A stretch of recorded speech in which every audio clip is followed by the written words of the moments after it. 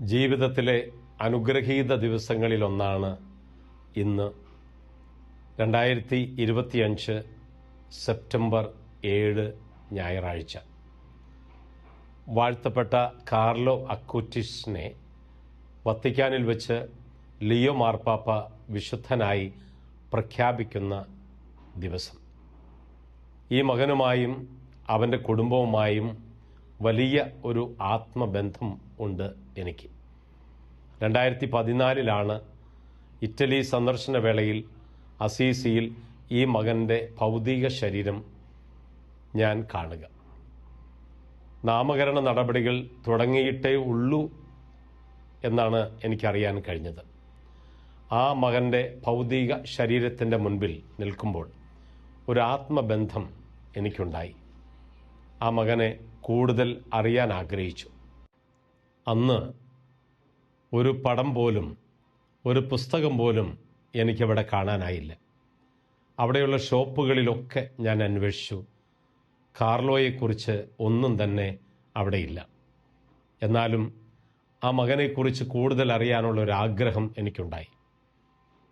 അസീസി ദേവാലയത്തിൻ്റെ ബസിലിക്കായുടെ റെക്ടർ അച്ഛനാണ് ഈ മകൻ മിലാൻകാരനാണെന്നും ഫ്രാൻസിസ് അസീസിയോടുള്ള സ്നേഹമാണ് ഇവിടെ അടക്കം ചെയ്യാൻ ഇടയായതെന്നും എന്നോട് പറഞ്ഞു.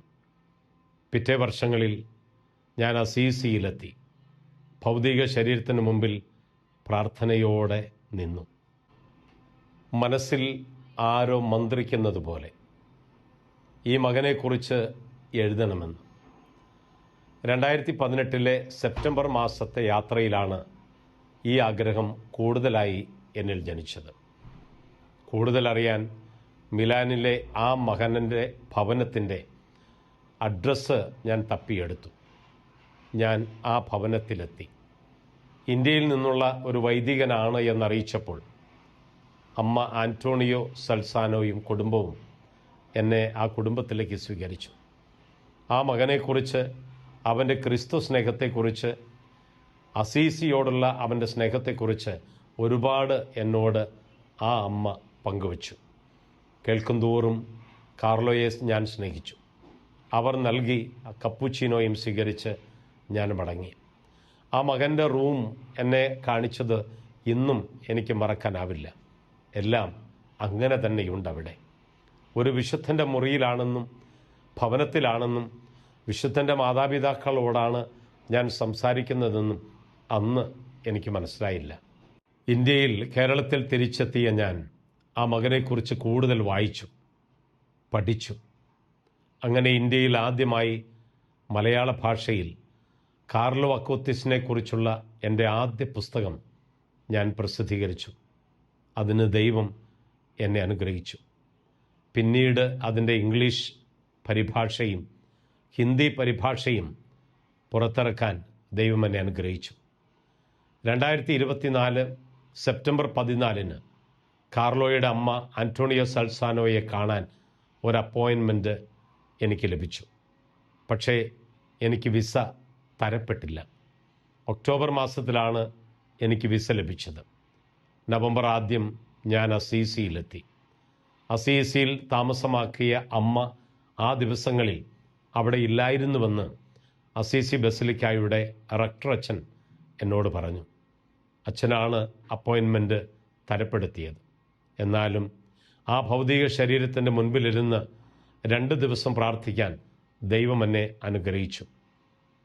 അന്ന് അസീസിയിലെ എല്ലാ ഷോപ്പുകളിലും കാർലോയെക്കുറിച്ചുള്ള പുസ്തകങ്ങളും സ്റ്റാച്യുകളും ചിത്രങ്ങളും ടീഷർട്ടുകളും കൊണ്ട് നിറഞ്ഞിരുന്നു.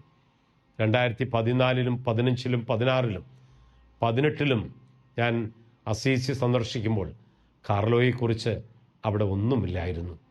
ഇതിനിടയിൽ കാർലോ സർവൻ്റ് ഓഫ് ഗോഡായി, ബ്ലസ്സഡായി പ്രഖ്യാപിക്കപ്പെട്ടു. അങ്ങനെ ആ മകൻ വിശുദ്ധനായി മാറുകയാണ്.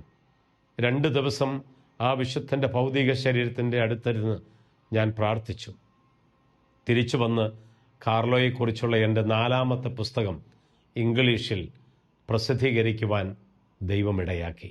ബഹുവർണ്ണ ചിത്രങ്ങളോട് കൂടിയ ആ പുസ്തകം ഓസ്ട്രേലിയയിലും മറ്റു രാജ്യങ്ങളിലെയും കുട്ടികൾക്ക് മനോഹരമായൊരു പാഠപുസ്തകമാണ്.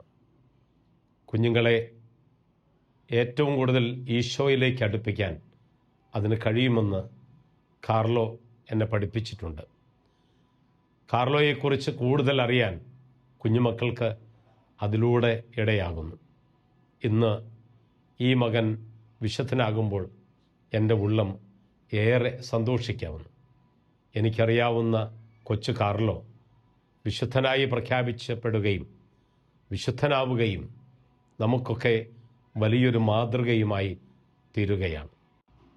ദിവ്യകാരുണ്യത്തെ ഏറെ സ്നേഹിച്ച സ്വർഗത്തിലേക്കുള്ള ഹൈവേയാണ് വിശുദ്ധ കുർബാന എന്ന് പഠിപ്പിച്ച ദിവ്യകാരുണ്യ അത്ഭുതങ്ങളുടെ ഒരു വെബ്സൈറ്റ് വളരെ ചെറുപ്പത്തിലെ തന്നെ തൻ്റെ ലാപ്ടോപ്പിൽ തയ്യാറാക്കാൻ ഇടയായ 15ാമത്തെ വയസ്സിൽ ലുക്കേമിയ വന്ന് മരിച്ച ആ മകൻ ക്രിസ്തു സ്നേഹത്തിൻ്റെ, ക്രിസ്തു വിശ്വാസത്തിൻ്റെ വലിയൊരു മാതൃകയാണ്, പാഠമാണ്. പുതിയ തലമുറയ്ക്ക് കണ്ടുപഠിക്കാനുള്ള പാഠപുസ്തകമാണ് വിശുദ്ധ കാർലോയുടെ ജീവിതം. ക്രിസ്തു സ്നേഹത്തിൻ്റെ പര്യായമാണ്. അനുഗ്രഹീതരായ മാതാപിതാക്കളെ കാണാൻ കഴിഞ്ഞത് എൻ്റെ ജീവിതത്തിൻ്റെ വലിയ ഭാഗ്യമായി ഞാൻ കാണുന്നു. വിശുദ്ധ കാർലോ നമ്മെല്ലാവരെയും അനുഗ്രഹിക്കട്ടെ.